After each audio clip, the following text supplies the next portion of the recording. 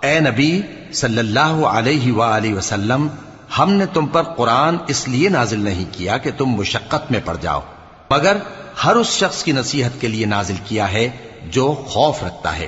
یہ اس ذات کا اتارا ہوا ہے جس نے زمین اور اونچے اونچے آسمان بنائے، یعنی رحمان، جو عرش پر جلوہ افروز ہوا۔ جو کچھ آسمانوں میں ہے اور جو کچھ زمین میں ہے اور جو کچھ ان دونوں کے بیچ میں ہے اور جو کچھ مٹی کے نیچے ہے، سب اسی کا ہے۔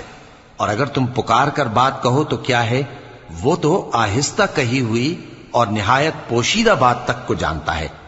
اللہ وہ معبود برحق ہے کہ اس کے سوا کوئی معبود نہیں ہے، اس کے سب نام اچھے ہیں۔ اور کیا تمہیں موسیٰ کے حال کی خبر ملی ہے؟ جب انہوں نے آگ دیکھی تو اپنے گھر والوں سے کہا کہ تم یہاں ٹھہرو، میں نے آگ دیکھی ہے، میں وہاں جاتا ہوں، شاید اس میں سے میں تمہارے پاس انگارہ لاؤں۔